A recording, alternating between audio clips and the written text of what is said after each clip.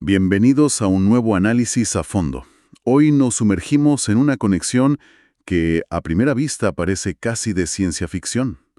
Cómo el derecho de una civilización de hace 2000 años sigue siendo, bueno, el motor de decisiones judiciales en Colombia hoy en pleno siglo XXI. Es que suena increíble, pero es así. Tenemos un ensayo académico fascinante que explora justo este vínculo y plantea una idea potentísima. Dice que el derecho romano funciona como el sistema operativo histórico del derecho privado colombiano. Me encanta esa analogía. El sistema operativo. Sí, ¿verdad? Conceptos que usamos todos los días, como contrato, propiedad, deuda. Pues resulta que su ADN, su código fuente, está en la antigua Roma. Vale, vamos a desgranar esto. Exacto. Y lo interesante, no es que sea una simple curiosidad histórica, como saber de dónde viene una palabra. No. Es entender la lógica profunda, el backend conceptual, si seguimos con la analogía, que usan abogados y jueces en Colombia para construir sus argumentos hoy en día. O sea, es una herramienta de trabajo actual. Totalmente. Nuestra misión aquí es justo esa, rastrear ese ADN jurídico, ver cómo ha mutado y sobrevivido desde los foros de Roma hasta los tribunales de Bogotá o Medellín. Pues me parece un viaje fascinante. Para empezar a orientarnos, el texto menciona algo que se oye mucho en las facultades de Derecho, que Colombia pertenece a la familia jurídica romano-germánica. Suena muy solemne, pero a ver, ¿qué significa eso en la práctica? Pues en la práctica significa que la arquitectura de nuestros códigos, sobre todo el Código Civil, está montada sobre un chasis romano. Es la estructura fundamental. Un chasis, vale. Sí, si abres el código, no es una lista de reglas al azar.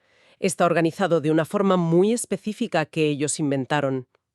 Empieza hablando de las personas, luego de los bienes o las cosas, después de cómo se adquiere la propiedad de esas cosas y finalmente de las obligaciones y los contratos. Es una plantilla, una herencia directa. Entiendo la base. Es como la estructura de un edificio. Pero el texto da un salto increíble con una analogía que me ha dejado pensando. Dice que el derecho romano es el esqueleto del sistema jurídico. Si eso es así, ¿qué sería la Constitución de 1991, que llegó muchísimo después? Ah, muy buena pregunta. Una especie de ropa nueva sobre ese esqueleto. Más que ropa, es el cerebro. Y ahí, justo ahí, está el quid de la cuestión y donde se produce la verdadera magia del derecho colombiano actual. Esqueleto y cerebro. Piénsalo. Tenemos un esqueleto con una lógica milenaria, diseñado para una sociedad, esclavista patricia, y un cerebro, la Constitución, con valores radicalmente modernos: dignidad humana, Estado social de derecho, protección del medio ambiente, igualdad. Pero, espera, un esqueleto y un cerebro pueden estar en conflicto. El cerebro puede querer correr un maratón, pero el esqueleto tener artrosis. Hay choques entre esa estructura romana y los principios de ahora. Constantemente. Y ese es el trabajo del jurista moderno, gestionar esa tensión. Te doy un ejemplo clarísimo que menciona el ensayo. El concepto romano de propiedad es casi absoluto. La idea era: esto es mío y hago con ello lo que quiero. Ese es el hueso, el esqueleto. Vale. Pero llega el cerebro, la Constitución de 1991, y dice: un momento, tu propiedad tiene una función social y ecológica. Ah, amigo. Así que ya no puedes hacer lo que quieras con tu finca si vas a destruir una fuente de agua. O la libertad de firmar un contrato, otro pilar romano, sigue ahí. Pero el cerebro constitucional dice: sí, pero ese contrato no puede vulnerar la dignidad de una persona. O sea, el jurista hoy tiene que hablar el idioma romano pero pensando con la cabeza constitucional. Justo eso. Es la clave. Es como tener un motor V8 clásico, potentísimo, pero ahora gestionado por una centralita electrónica de última generación. Qué buena analogía. Sí, señor. Una mezcla de fuerza bruta y sofisticación. Y mencionas que esa estructura romana se adaptaba. El ensayo señala que no era un sistema estático. Y para entender su flexibilidad, habla de tres conceptos que suenan al latín de película: jus civile, jus gentium y jus honorarium. Ayúdanos a aterrizar esto. Claro, y es clave para entender por qué sobrevivió. No era un bloque de mármol, ¿eh? El ius civile, para empezar, era el derecho original, el núcleo duro, extremadamente formalista, rígido y solo aplicaba a los ciudadanos romanos. Pura cepa. Para un momento ahí, significa que si yo era un comerciante de Cartago o de Egipto, haciendo negocios en el puerto de Ostia, ese derecho no me protegía. Estaba en una especie de limbo legal. Exactamente. Estabas en un agujero negro jurídico. Podías ser estafado y el ius civile se encogía de hombros. Vaya. Y precisamente porque el imperio se expandía y el comercio era vital, esa situación era insostenible. De esa necesidad nace el ius gentium, o derecho de gentes. Era un sistema mucho más flexible, más ágil, basado en la buena fe, que se aplicaba a las relaciones entre romanos y extranjeros o solo entre extranjeros. El primer derecho mercantil internacional, vamos. En esencia, sí, fue eso. Vale, eso tiene todo el sentido del mundo. Ya tenemos el derecho de los auténticos y el derecho para todos los demás. Y el tercero, el ius honorarium. El ius honorarium era la herramienta de actualización del sistema. El Windows Update de la época Me gusta. lo creaban los magistrados, sobre todo los pretores, que eran como una mezcla de juez y legislador. Cada año publicaban un edicto donde decían cómo iban a aplicar la ley. Su función era corregir, ayudar o suplir las rigideces del viejo ius civile para adaptarlo a las nuevas realidades. O sea, era el derecho vivo, el que evolucionaba en tiempo real. Precisamente. Y si conectamos esto con el panorama general, vemos patrones que se repiten hoy. El ius civile es la inspiración del núcleo de nuestro Código Civil. El ius gentium anticipó principios como la buena fe contractual, que hoy nos parecen universales. Y el ius honorarium es el abuelo de figuras modernas como el derecho del consumo o el laboral, que nacieron para corregir desequilibrios de poder. Claro, desequilibrios que el derecho civil clásico por sí solo no resolvía. Eso es. Demuestra que el sistema romano no sobrevivió por ser perfecto, sino por ser adaptable. Esa capacidad de adaptación es la clave entonces. Vamos a verlo en acción. El texto insiste mucho en la distinción entre propiedad y posesión. Para alguien de fuera del mundo del derecho como yo, suenan casi a sinónimos. ¿Por qué esta diferenciación fue una genialidad romana tan importante? Porque separa la realidad jurídica de la realidad material, y eso abre un mundo de posibilidades. La propiedad es el derecho, el título en el papel que dice esto es tuyo. La posesión es el hecho, es el control físico. Tener las llaves del piso, cultivar la tierra. ¿Llevar el reloj en la muñeca? Exacto. A veces coinciden, claro, pero muchas otras no. Piensa en alguien que vive en un piso alquilado. Tiene la posesión, pero no la propiedad. De acuerdo, ese ejemplo es claro. Pues bien, al separar estos conceptos, los romanos crearon soluciones para problemas complejísimos.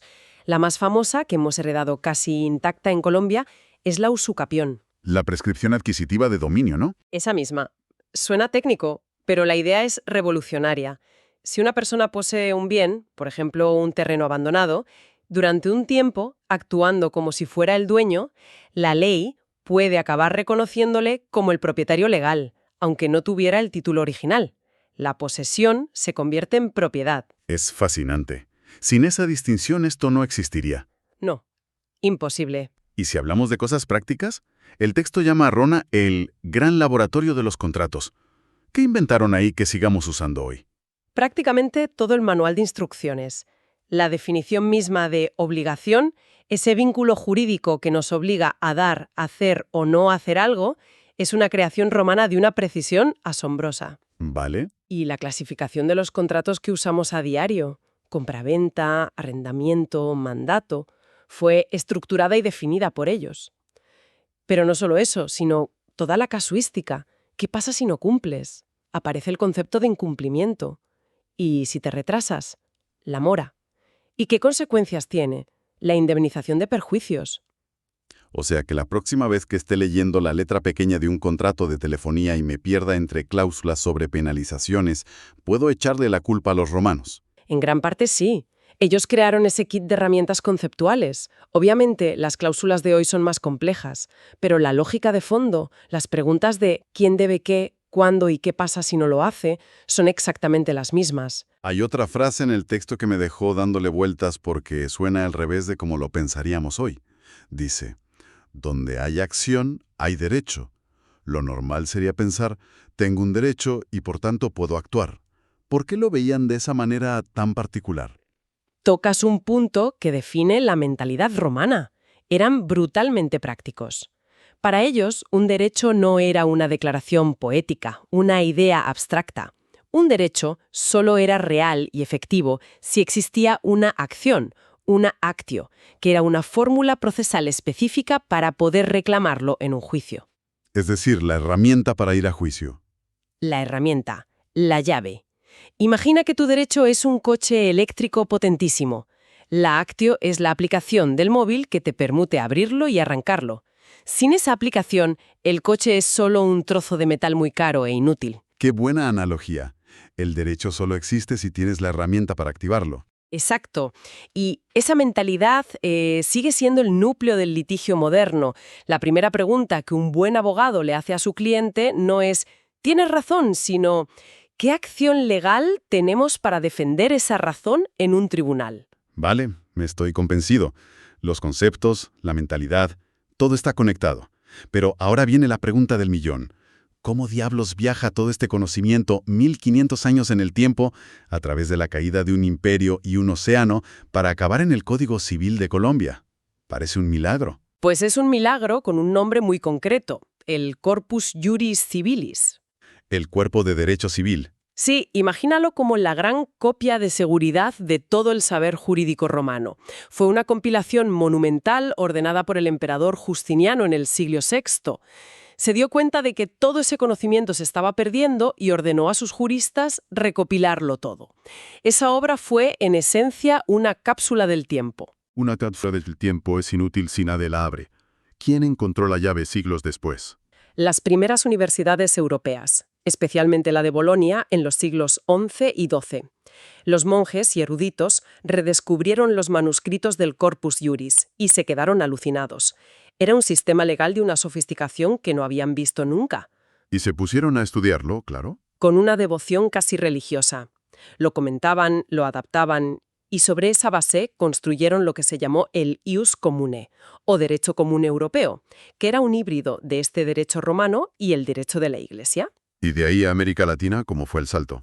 Ese ius commune fue la base de la formación de todos los juristas de Europa continental durante siglos. Cuando llegó la época de las grandes codificaciones, en el siglo XIX, el gran modelo fue el Código Napoleónico de 1804. Que era básicamente derecho romano bien organizado. Y ese código francés fue la inspiración directa de los juristas de las nuevas repúblicas latinoamericanas, como Andrés Bello, que redactó el Código Civil para Chile, y que fue adoptado casi íntegramente por Colombia. La línea de descendencia es directa: Justiniano, Bolonia, Napoleón, Andrés Bello, Colombia. Después de este recorrido, queda clarísimo que para un jurista en Colombia, saber de derecho romano no es un capricho académico ni un adorno cultural. Para nada. Es una herramienta estratégica de primer nivel. Es la diferencia entre saber qué dice una norma y entender por qué está diseñada de esa manera. Entender su lógica interna. Su propósito original, sí. Conocer la raíz romana te permite construir argumentos muchísimo más sólidos y profundos, sobre todo en esa tensión que hablábamos antes, al conectar la tradición milenaria con las exigencias de la Constitución. Es, en definitiva, hablar el idioma del derecho, pero con su acento original, entendiendo todos sus matices. En resumen, hemos visto cómo el derecho romano funciona como ese sistema operativo sobre el que corre el derecho privado colombiano. Eso es. Cómo sus conceptos clave, como esa brillante distinción entre propiedad y posesión o su laboratorio de contratos, siguen totalmente vigentes. Y cómo ese esqueleto romano dialoga y a veces choca con el cerebro que es la Constitución de 1991. Exacto. Es un diálogo constante entre una estructura milenaria y unos principios radicalmente contemporáneos. Y en la gestión de ese diálogo está la clave del derecho actual. Y para terminar, el material nos deja una reflexión final muy provocadora. Menciona de pasada que incluso los métodos alternativos de solución de conflictos, como el arbitraje, tienen raíces en prácticas romanas. Fíjate, algo que nos parece tan moderno. Pues sí, y esto nos deja con una pregunta para rumiar. Si los propios romanos, con un sistema legal tan formalista y potente, ya entendían el valor de resolver disputas fuera de los tribunales, ¿qué nos dice eso sobre nuestra tendencia moderna a judicializarlo todo, a llevar cualquier conflicto a un pleito que dura años? Quizás la lección más práctica de Roma no sea solo cómo argumentar brillantemente dentro de un tribunal, sino también cómo encontrar soluciones inteligentes para no tener que llegar a pisar uno.